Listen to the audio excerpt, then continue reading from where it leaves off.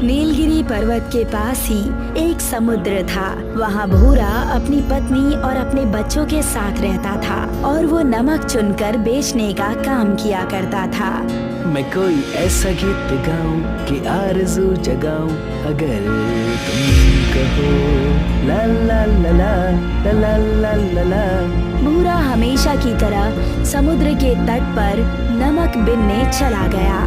नमक बिनकर उसे छानकर वो उसे छोटे छोटे दामों में बेचा करता था। बताओ लंबरदार भाई, कितने में खरीदोगे आज मेरा नमक? जितने में रोज खरीदता हूँ उससे 10 आने कम, और कल से शायद और दाम गिर जाए। अगर दाम हमेशा कम होते रहेंगे तो मेरा घर कैसे चलेगा? घर पर मेरा एक बच्चा भी है जो छोटा सा है, थोड़े तो पैसे आप बढ़ाइए। भाई मेरे हाथ में थोड़ी ना है, वो तो सब ऊपर वाले कर्मचारी करते हैं, हमें उन्हें भी पैसे पहुंचाने पड़ते हैं। आपके पास कोई और काम है तो आप मुझे दे दीजिए ना। मेरे पास कोई काम होता तो मैं नहीं कर लेता। पूरे दिन नमक में रह रहकर मैं भी परेशान हूँ। भूरा पहले से ही नमक ज्यादा दामों पर न बेचने के कारण बहुत परेशान था। उतने में ही वहाँ पर एक चौकीदार आया और उससे कहने लगा, ऐसे छुप छुप कर मत भागो, मैंने तुम्हें मुंह छुपाते हुए देख लिया है। अरे नहीं साहब, मैं कहाँ भाग रहा हूँ, मैं तो अपना पसीना पोंछ रहा था। आप खामखा चिंता कर रहे हैं, सीधे काम की बात करता हूँ। हफ्ता निकालो, हफ्ता। हाँ ये लीजिए पूरे 500 रुपए। भूरा ने उस दिन जितने भी पैसे कमाए थे सारे ही उस चौकीदार को दे दिए और बचे हुए 100 रुपए के खाने का कुछ राशन ले लिया और घर चला गया। आप ये जो रत्ती भर का खाना लेकर आए हैं, इससे किसका पेट भरेगा? और बेतुके काम करना बंद कर दीजिए आप और चलिए आप मेरे मायके, मैं आपको वहाँ कोई ना कोई नौकरी दिलवा दूंगी। जो लाया है खा लो भाग्यवान। मुझे पता है तुम्हारे ससुराल में कैसे लोग हैं और उनका क्या कहना है। उस दिन न्योता में बुलाकर भंडारे में घुसा दिया, कह दिया खाना खा लो। ये भी कोई बात हुई भला? मट्टी में चाहिए आप, मुझे क्या, मैं तो बस अपने जज्बात बता रही थी आपको। उसी रात जंगल के कुछ डाकू उस गांव में आ गए जो कि शहर से हीरे चुरा कर लाए थे और वो समुद्र के पास एक झाड़ी के पीछे छुप गए। इन हीरो को हमें कहीं छुपाना होगा, वरना हमें पुलिस पकड़ लेगी। जी सरदार, पुलिस वालों के डंडे बहुत जोर से लगते हैं, लेकिन हम इन हीरो को छुपाएंगे कहाँ? आप सब फिक्र ना करें, सामने ही नमक का ढेर लगा हुआ है। इन हीरो को नमक की ढेर में डाल देते हैं। वैसे भी छोटे छोटे हीरे हैं, किसी को कुछ पता नहीं चलेगा। सरदार और उसके चेलों ने छोटे छोटे हीरो के टुकड़े नमक में मिला दिए और वो लोग पुलिस से डरकर भाग गए। अगले दिन जब भूरा नमक इकट्ठा करने उस जगह पर पहुंचा तो उसकी आंखों में उनकी चमक पड़ी। ये ढेर कुछ अजीब सा लग रहा है, इतना उत्पात किसने मचा दिया यहाँ? सब बिखरा है। भूरा वहाँ जाकर नमक चुनने लगा बाजार में बेचने के लिए। तभी उसकी नजर एक चमकते हुए छोटे से टुकड़े पर गई। ये चमकता हुआ नमक, ये कैसा नमक है? बहुत तेज चमक रहा है, ये हीरा तो नहीं है? भूरा उस हीरे के एक टुकड़े को लेकर वहाँ से चला जाता है और एक जोहरी के पास जाकर उस टुकड़े को उसे दिखाता है। मूलचंद जी, ये बताइए ये हीरे कितने में लेंगे आप, और ये हीरा है कितने का? होश में तो हो, नमक बेचने की जगह सूंघने भी लगे हो तुम तो। हीरा, और वो भी तुम्हारे पास। ये देखिए तो सही। भूरा मूलचंद को हीरे दिखा देता है, जिसे देखकर मूलचंद जोहरी भौचक्का रह जाता है और कहता है, ये हीरा तुम्हें कहाँ से मिला? इस छोटे से हीरे की कीमत पूरे 1 लाख है। तुम्हें ये किसने दिया? वो सब आप छोड़िए ना और बताइए कि हीरे खरीदेंगे या नहीं, वरना मैं कहीं और जाऊँ। तुम यहीं रुको, मैं पैसे लेकर अभी आया, बस कहीं बेचना नहीं। मूलचंद ने भूरा को पूरे 1 लाख रुपए दे दिए। भूरा की खुशी का कोई ठिकाना नहीं था। कई सारे गहने, कपड़े और कई सालों तक का घर का राशन लेकर वो अपने घर चला गया और अपनी पत्नी से कहने लगा, भाग्यवान, लगता है भगवान ने हमारी सुन ली। ये देखो, इतने सारे पैसे आ गए। मुझे तो यकीन नहीं हो रहा, ऐसा लग रहा है जैसे ये कोई सपना है। कहीं आप चोरी वोरी तो नहीं करने लग गए जी? कहीं आपने डकैती का काम तो नहीं शुरू कर दिया? कहाँ से आए आपके पास इतने सारे पैसे? तब जाकर भूरा अपनी पत्नी को सारी सच्चाई बताता है और तब रेशमा कहती है, अरे पगलू, एक हीरे के अगर 1 लाख मिल गए तो सोचिए अगर हमारे पास सारे हीरे हुए तो हम कहां से कहां पहुंच जाएंगे। लेकिन और हीरे हम लाएंगे कहां से? हमें उसी ढेर के पास चलकर देखना चाहिए। रेशमा और भूरा उस हीरे के नमक यानी कि समुद्र के तट पर चले जाते हैं और वहां जाकर नमक में से हीरे ढूंढने लगते हैं और उन्हें कई सारे हीरे मिल जाते हैं। उतने में ही वहां पर पुलिस वाले आते हैं जिनकी कैद में वो डाकू रहते हैं। बताओ तुम्हारा सरदार कौन है? बताओ कौन है तुम्हारा सरदार? ये खड़ा है ना आपके सामने, भूरा भूरा है हमारा सरदार। ये क्या बकवास कर रहे हो? मैं तो तुम्हें जानता तक नहीं हूँ, तुम मेरा नाम कैसे जानते हो? अरे भूरा भाई, झूठ क्यों बोलना? अब हमारा भांडा फूट चुका है। इंस्पेक्टर साहब, अगर आपको यकीन नहीं होता तो आप भूरा के घर चलकर देख लीजिए और उसके हाथ में अब भी हीरे हैं। उतने में ही वहाँ पर एक हवलदार आया और कहने लगा, जी इंस्पेक्टर साहब, ये बात सच है। भूरा के घर में सोने के गहने और कई सारे बेशकीमती सामान मिले हैं। हवलदार की इतनी बात सुनते ही पुलिस ने भूरा और रेशमा को कैद खाने में कैद कर लिया और उन्हें वहाँ डाकुओं के साथ बंद कर दिया। हे भगवान, ये कैसा अनर्थ है। दूसरों का इल्जाम हम पर लग रहा है। आखिर हमने ऐसा क्या गलत कर दिया है? मुझे तो कुछ भी समझ नहीं आ रहा। तुम चिंता न करो, मैं कुछ करता हूँ। इन डाकुओं ने ऐसा छल हमारे साथ क्यों किया, ये मुझे समझ में नहीं आ रहा। उन्हें दुखी देखकर डाकुओं का चेला बोला, लगता है तुम अब तक समझ नहीं पाए। हमने साजिश करके तुम्हें यहाँ फंसा दिया है। हमारा सरदार बनकर तुम यहाँ पर उम्र भर कैद रहोगे और हम कुछ महीनों में ही छूटकर यहाँ से चले जाएंगे। बड़ा बेवकूफ है ये। भूरा उन डाकुओं के कैद में आकर फंस गया था और अपनी किस्मत को कोस रहा था। उतने में ही उस जेल के दीवार के बीचों बीच एक बड़ा सा छेद हुआ और उसमें से एक भूत निकल कर आया जो आकर कहने लगा, ये इंसान पता नहीं जेल में रोते क्यों हैं। मुझे देखो, मैं कितना खुश हूँ। इसकी समस्या का परिणाम मैं दिखा दूंगा। और वो भूत जाकर भूरा से बात करने लगा। उस भूत को देखकर भूरा और रेशमा दोनों बेहद डर गए। भूत भूत, ये क्या हो रहा है? शोर मत मचाओ वरना सब आ जाएंगे। मैं इसी जेल का भूत हूँ। कई साल पहले मुझे यही सजा मिली थी, तब से मैं बेगुनाहों को यहाँ से मुक्त कर देता हूँ। चलो, कम से कम एक भूत तो है जिसे हम बेगुनाह लगे। कैसे मुक्त करोगे तुम? तुम दोनों को ही उस जेल में रखे हुए पानी पर ये हल्दी लगा देनी है। ये जादुई हल्दी है जिसे पीकर सारे पुलिस वाले सारा माजरा समझ जाएंगे और तुम निर्दोष साबित हो जाओगे। उस मटके पर हम हल्दी कैसे लगाएं? हम अंदर कैद हैं। आप लगा दीजिए ना। भूरा की बात सुनकर भूत ने मटके की पानी पर हल्दी लगा दिए और जब पुलिस वालों ने हल्दी वाला पानी पिया तो उन्हें सारी सच्चाई नजर आ गई। उन्हें सच का पता चल गया। तुम बाइज्जत बरी किए जाते हो। इन डाकुओं को सजा मिलेगी। हमें माफ करना।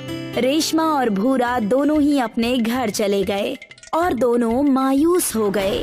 तब उनकी नजर उनके घर पर पड़ी। उनके घर पर रखे हुए नमक चमक रहे थे। ये क्या हो रहा है? ये नमक चमक क्यों रहा है? अरे, ये तो हीरे के नमक है। ये कैसे हुआ? ये तो नामुमकिन है।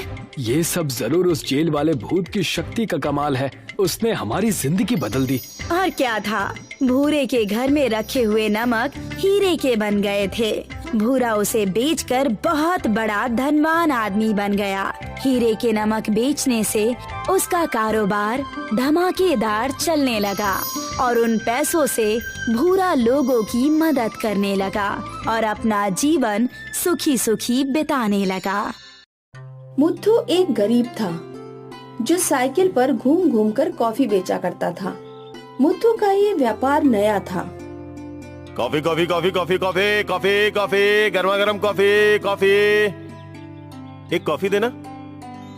मुथु की कॉफी ग्राहकों को कुछ खास पसंद नहीं आती थी। अरे रवि भैया, कॉफी पियोगे? नहीं नहीं मुथु, अभी घर पर कॉफी पिया है। ठीक है भैया। मुथ्थू थोड़ा दूर ही गया था कि रवि के साथ वाला आदमी उससे बोलने लगा। भाई तू तो बोल रहा था कि चाय या कॉफी मिल जाए बस, तो कॉफी क्यों नहीं लिए? अरे यार, इसके हाथ की कॉफी इतनी बकवास होती है ना कि क्या बोलूं। तू एक बार पिएगा ना तो जिंदगी भर कॉफी नहीं पिएगा। ग्राहकों की ये बात मुथ्थू को बुरी लग रही थी। मुथ्थू बहुत कोशिश करता था अच्छी कॉफी बनाने की, पर उससे कभी अच्छी कॉफी बनती ही नहीं थी। वो निराश होकर घर गया। वीना, अच्छी कॉफी बनाने का क्या तरीका है? माप, सही मापों से सही कॉफी बनती है। मैं कितना भी सही माप इस्तेमाल करूं, मेरी कॉफी ग्राहकों को अच्छी ही नहीं लगती। जिसको अच्छी कॉफी दूं, वो बोलता है कि कड़क कॉफी चाहिए, और जिसे कड़क कॉफी दूं, उसे वो भी अच्छी नहीं लगती। ऐसी कॉफी कैसे बनाऊं जो सारे ग्राहक को अच्छी लगे? अब इसके लिए क्या ही कर सकते हैं। आप फिक्र मत कीजिए, मुझे यकीन है आप खुद ही सही कॉफी बनाना सीख लेंगे। उम्मीद तो यही है, देखते हैं। मुथ्थू निराश था। उस रात तेज बरसात शुरू हो गई और सुबह तक बादल बरसते रहे। अगली सुबह मुथ्थू अपनी साइकिल लेकर निकल रहा था। वीना, मेरी साइकिल का छाता निकाल दो। हाँ, वीना छाता लेकर आई। इसमें तो छेद है, लगता है चूहों ने छेद कर दिया है। कोई नहीं, काम तो चल ही जाएगा। मुथ्थू ने वो बड़ा छाता साइकिल के ऊपर लगा दिया और मुथ्थू साइकिल लेकर निकल गया। बाहर बरसात हो रही थी। Coffee coffee coffee coffee coffee, गर्मा गर्म कॉफी, गर्मा गर्म coffee, coffee coffee coffee coffee. बरसात के कारण रास्ते पर कम लोग थे। बस स्टॉप के पास जाता हूँ, वहाँ कोई न कोई मेरी कॉफी पी ही लेगा। मुथ्थू बस स्टॉप पहुँचा तो वहाँ कई लोग छाता लेकर खड़े थे। Coffee coffee coffee coffee, coffee coffee, गर्मा गर्म कॉफी, गर्मा गर्म कॉफी। तभी उसे वहाँ रवि दिखा। रवि को बारिश से ठंड लग रही थी। इतनी ठंडी में कॉफी ही पी लेता हूँ। इसकी कॉफी का स्वाद तो अच्छा नहीं होता, पर कम से कम गर्म होती है। अरे भाई, एक कॉफी देना। मुथ्थू ने बहुत खुश होकर रवि के लिए एक कॉफी बनाई और तभी उसके छाते से एक बूंद पानी उस कप में टपका। रवि ने वो कॉफी चखी। अरे वाह वाह वाह, क्या कॉफी बनाई है मुथ्थू। इतनी अच्छी कॉफी मैंने जिंदगी में नहीं पी। सच्ची? हाँ सच्ची, बस मजा आ गया। रवि ने बड़े चाव से वो कॉफी पी। मुथ्थू, एक और कप कॉफी दे दो। हाँ भाई। मुथ्थू ने उसे एक और कप कॉफी दी। आसपास खड़े और कई ग्राहक कॉफी पीने चले आए। मुझे भी एक कॉफी देना। मुझे भी दो भाई। मैं भी तो देखता हूँ तुम्हारी कॉफी में ऐसा क्या है। हाँ हाँ, सबको देता हूँ। मुथ्थू एक एक करके सारे ग्राहकों को कॉफी देने लगा। हर एक की कॉफी में छाते से एक बूंद का पानी टपका और ग्राहकों को कॉफी बहुत अच्छी लगने लगी। वाह भाई, कमाल है। ऐसी कॉफी कहीं नहीं पी। हाँ हाँ बिल्कुल। सभी को कॉफी का स्वाद बहुत भा रहा था। मुथ्थू चौंक गया। आज तक किसी को मेरी कॉफी पसंद नहीं आई। अचानक ये चमत्कार क्या हो गया? जो भी हो, आज तो मेरी चांदी है, चांदी। मुथ्थू की कॉफी धड़ाधड़ बिक रही थी और उसकी कमाई बढ़ रही थी। आज बस स्टॉप पर ही उसके 120 कप कॉफी बिकी और उसका सारा सामान खत्म हो गया। उसने भगवान का शुक्रिया किया और अपने घर लौटा। वीना, वीना, आज तो कमाल ही हो गया। क्या हुआ? आज ग्राहकों को मेरी कॉफी इतनी पसंद आई कि धड़ाधड़ सब बिक गई। एक ही घंटे में 120 कॉफी बिकी है। अरे वाह! अरे पता है, हर ग्राहक को मेरी कॉफी पसंद आ रही थी। किसी किसी ने तो एक से ज्यादा कॉफी पी और सब तारीफ कर रहे थे। मैंने कहा था ना, ये किसी चमत्कार से कम नहीं है। अच्छा है। वीना भी हैरान थी कि ये सब अचानक कैसे हुआ, पर वो खुश थी। अगले दिन भी बरसात थी। मुत्तू अपने फटे हुए छाते के नीचे कॉफी बेच रहा था। छाते से कुछ पानी की बूंदें कॉफी में गिर रही थी। बहुत बेहतरीन कॉफी है ये। धन्यवाद। आज भी मुत्तू की कॉफी धड़ाधड़ बिक रही थी। मुत्तू की अच्छी खासी आमदनी हो रही थी। आज तीसरा दिन था और बरसात थम गई। मुत्तू ने छाता बंद कर लिया।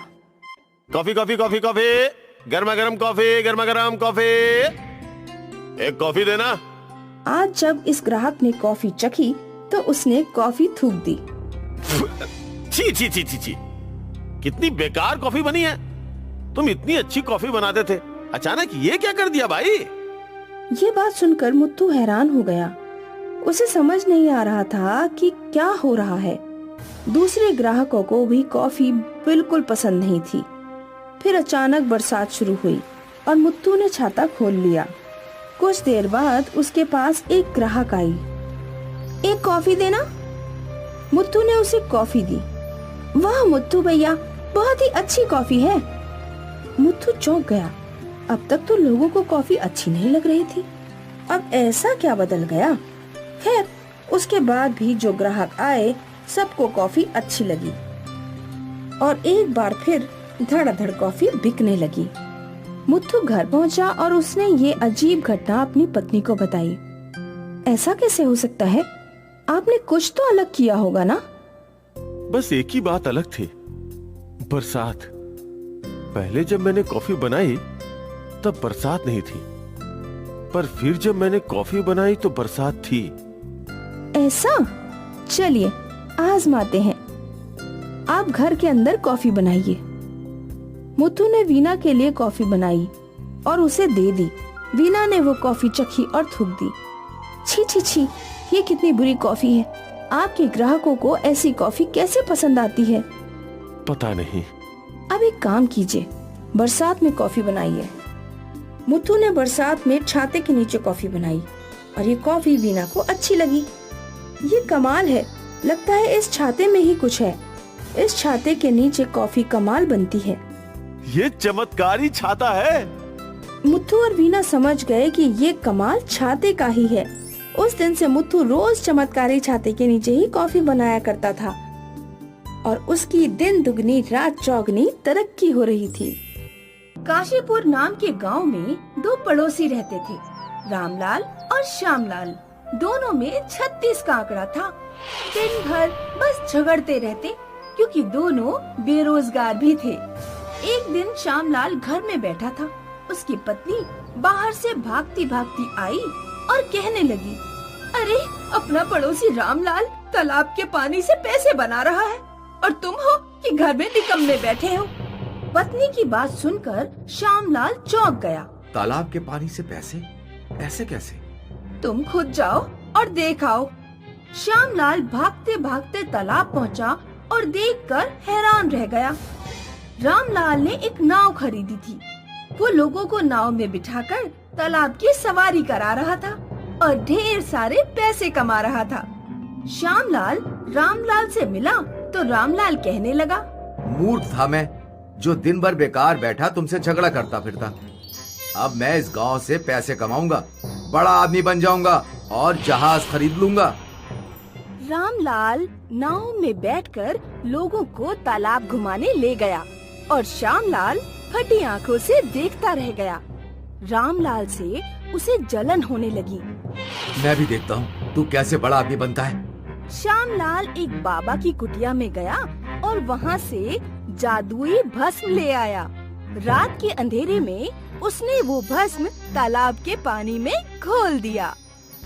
भस्म पानी में घुलते ही तालाब का पानी उबलने लगा और श्यामलाल हंसने लगा। जहाज तो दूर, अब तू इस पानी में नाव भी नहीं चला सकता। सुबह हुई तो उबलते तालाब की खबर पूरे गांव में फैल गई और तालाब के किनारे भीड़ इकट्ठा हुई। तालाब का उबलता पानी देखकर लोग डरने लगे।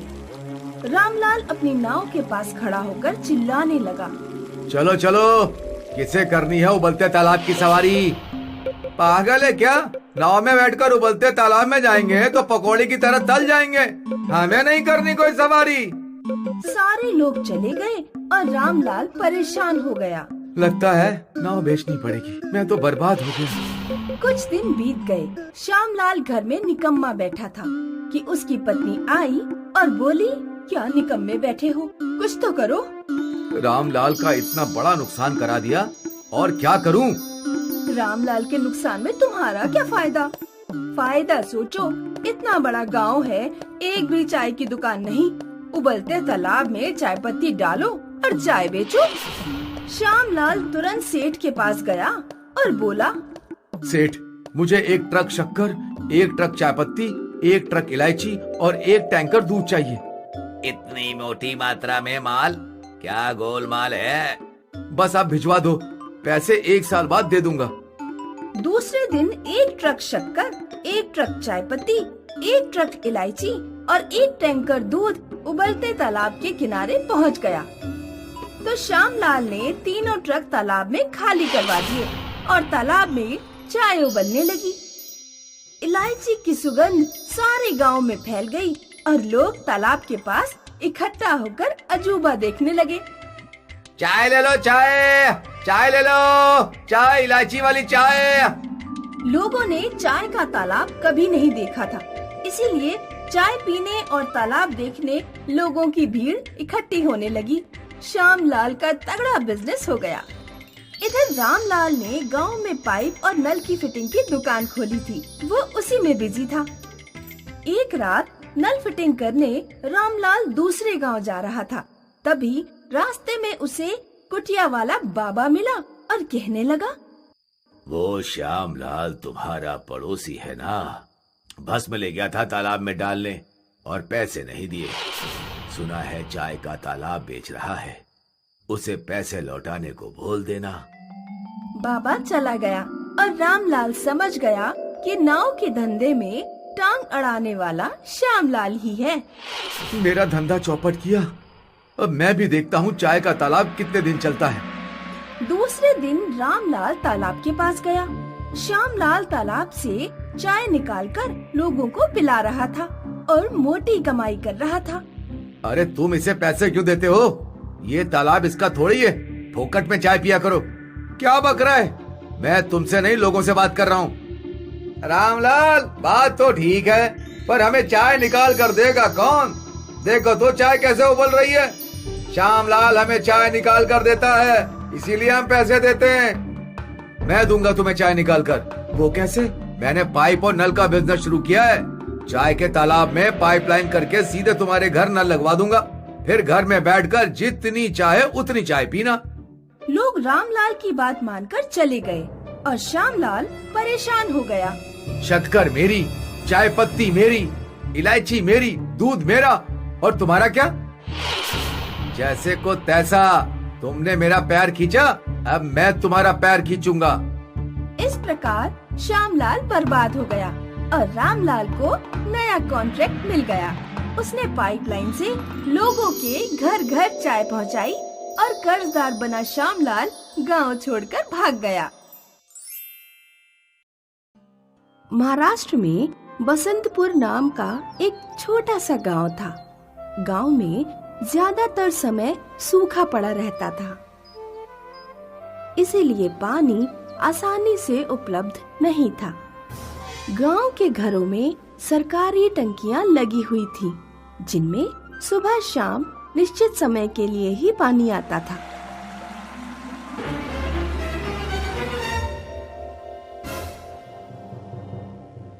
माँ, देखना जरा, बाल्टियां टब सब खाली है। बराबर वाला सोनू आज फिर हमारे पानी से नहाकर भाग गया। तू सोनू के घर पर कपड़े लेकर जा, वो हमारा पानी खर्च कर गया तो उसका पानी खर्च करके आना।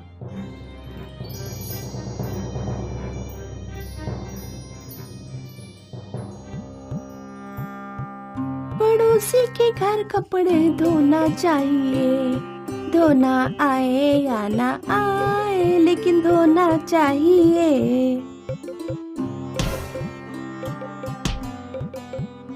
प्रियंका, अपने कपड़े हमारी टंकी पर क्यों धो रही हो? हाय राम, तुमने तो आधा पानी खर्च भी कर दिया। ओह गौरी बुआ, मैंने कपड़े धो लिए तो हाय राम, और सोनू जो आए दिन हमारी टंकी पर नहाकर चला जाता है, उसका क्या? सोनू नौकरी पर जाता है, तुम्हारी तरह खाली नहीं है, और नहाने में ज्यादा से ज्यादा आधा बाल्टी पानी खर्च होता होगा।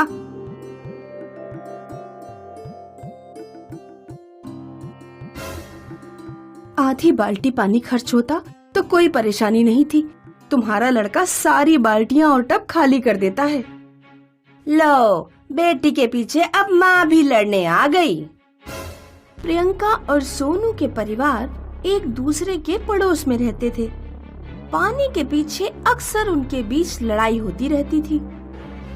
प्रियंका के पिता नहीं थे। दोनों माँ बेटी दिए, मटके और मिट्टी के बर्तन बनाकर खर्चा चलाती थी।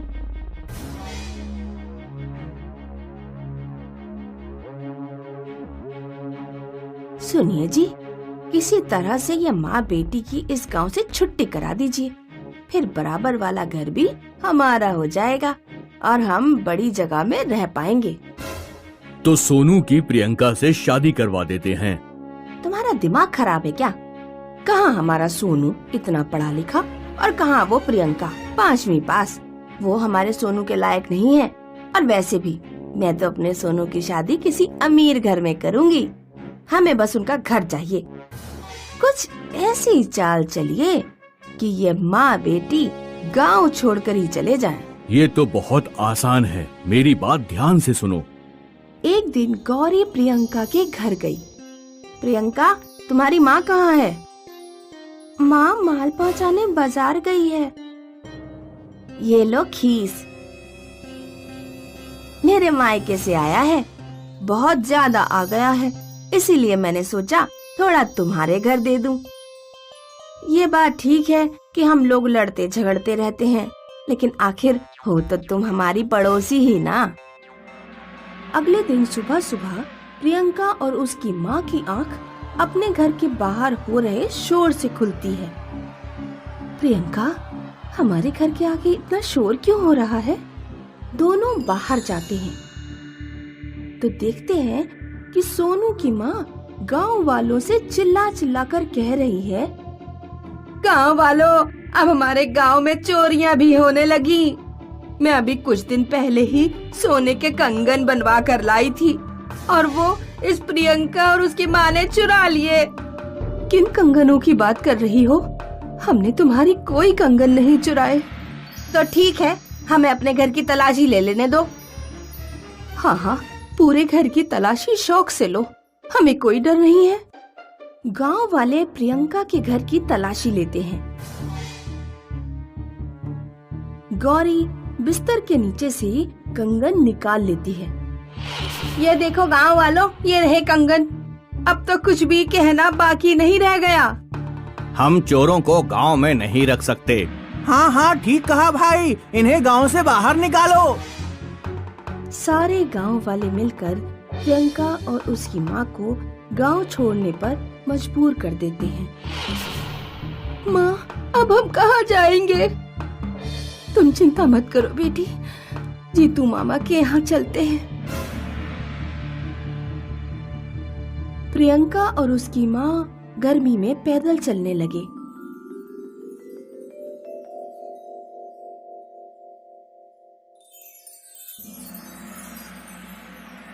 माँ, वो देखो एक टंकी।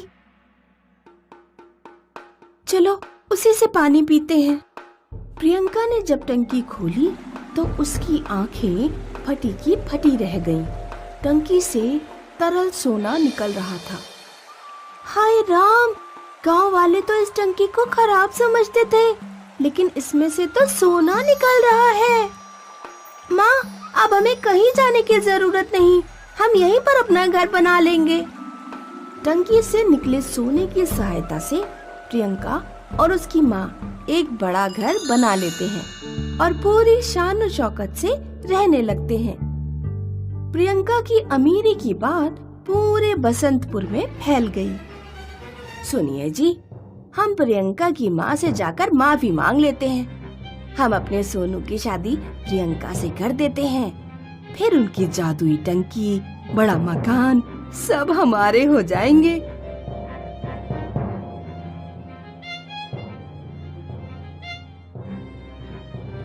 पीछे जो कुछ भी हुआ हम उसे भूलकर आपसे माफी मांगने आए हैं। प्रियंका और सोनू साथ साथ ही बड़े हुए हैं, एक साथ खेले कूदे हैं। क्यों ना उनका विवाह कर दिया जाए। विवाह की बात तुम्हें उस समय याद क्यों नहीं आई जब हम गरीब थे? पहले हम तुम्हारे लायक नहीं थे और अब तुम लोग हमारे लायक नहीं हो। निकल लो यहाँ से।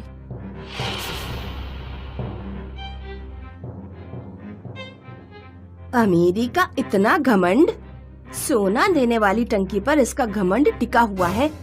उस टंकी की पाइपलाइन कहीं से तो आती होगी, उसे तोड़ डालूंगी, फिर देखती हूँ किस चीज पर घमंड करेगी। एक रात गौरी अपने पति के साथ प्रियंका के घर के पीछे वाले जंगल में जाती है। वो और उसका पति खुदाई करना शुरू करते हैं। ये रही टंकी की पाइपलाइन। गौरी कुल्हाड़ी से पूरी पाइपलाइन तोड़ फोड़कर अपने घर लौट जाती है। अगले दिन पूरे गांव में हाहाकार मच गया। इतना शोर क्यों हो रहा है? लगता है कल रात हमने जो पाइपलाइन तोड़ी थी वो सोने वाली टंकी की पाइपलाइन नहीं बल्कि गांव में आ रहे पानी की पाइपलाइन थी। गांव में पुलिस आती है और पानी के पाइपलाइन तोड़े जाने की जांच करती है। गौरी और उसका पति पकड़े जाते हैं। उन्हें पानी के पाइपलाइन तोड़ने के जुर्म में जेल हो जाती है। इस कहानी से हम ये सीखते हैं कि दुष्ट लोग दूसरों का नुकसान करने के चक्कर में अपना ही नुकसान कर बैठते हैं।